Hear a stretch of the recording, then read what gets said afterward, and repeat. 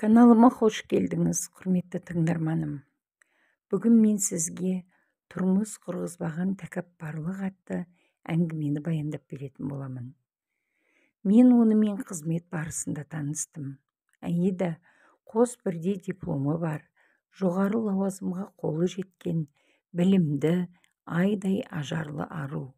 Оның қызметтегі жеткен жетістігі, әріптестер арасында өз-өзін ұстауы, үлкенге ізет, кішіге құрмет білдіріп жүретін ілтипаты маған қатты ұнайтын.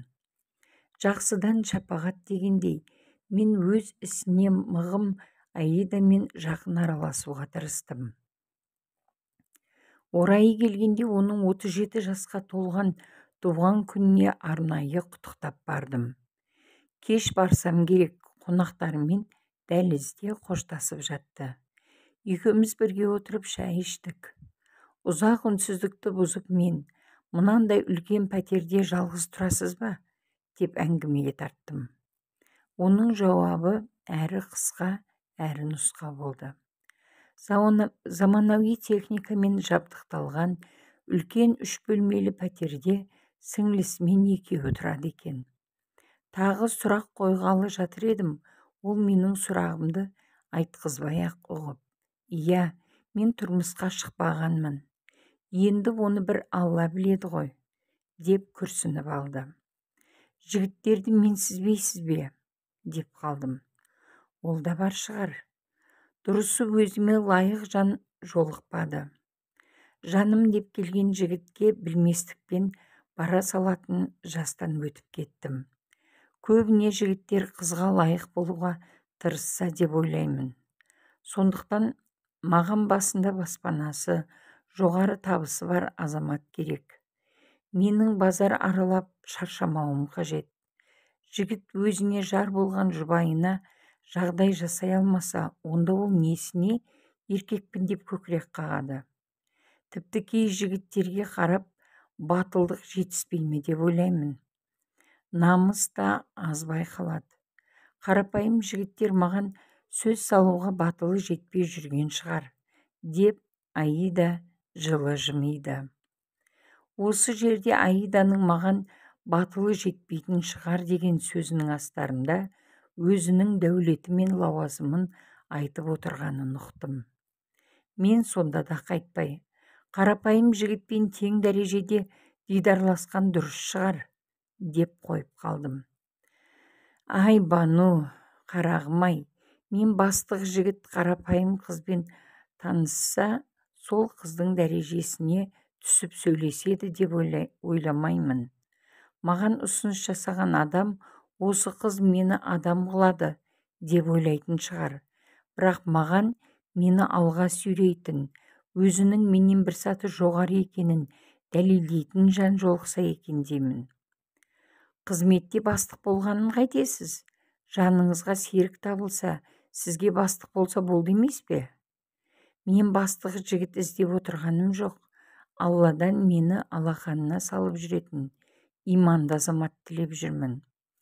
Адам жас кезінде үй болып кетем деп тәуекел жасауға болады. Ал 40-тың төбесі көрінген қыз осы адам боп кетер ме деп ойламайды ғой. 40-қа келгенше ақылы кірмеген еркекті кім жөндегісі келеді? Өмір сүру үшін қажетті қарапайым нәрсе ақша керек. Қазіргі кезде ақшасыз бір адым баса алмаймыз. Ақша таба білмеген еркек қалай отбасын асырайды? Ақша табуға ұмтылмай жалқауланып жата бергені үшін бұл намыстансын.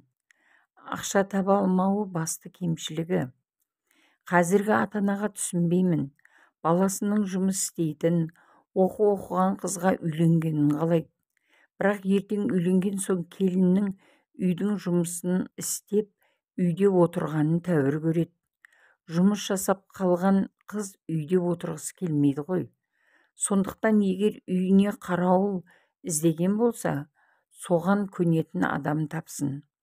Баланы тәрбиелегенде сен ертең отағасы боласың, бүгін бір отбасының асыраушысы боласың, деп дұрыс бағыт бергені ләзім.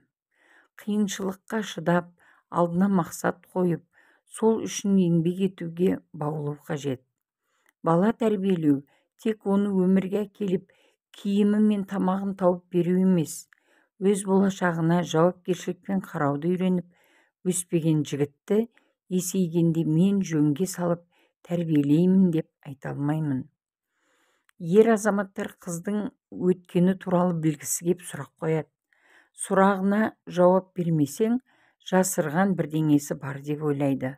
Дұрыс жауап берсең, сенбейді, күмәнмен қарайды. Отбасын құрам деген адам өткенді қазбалай бермей, болашақты жоспарлағаны жөн. Өткенге орала беру, қызға сенбей күмәнмен қарау жолы болмайтын жігіттің іс-әрекеті. Қателіксіз адам бола ма? Мен идеалмын деп ешкімге де айта алмайды. Ал жұмысы бар, қызметі бар, тек ақша табуды ойлайтын еркектер қызбен жүруге уақыты жоқ. Кейбір тіпті үйленуді екінші не үшінші орынға қояды.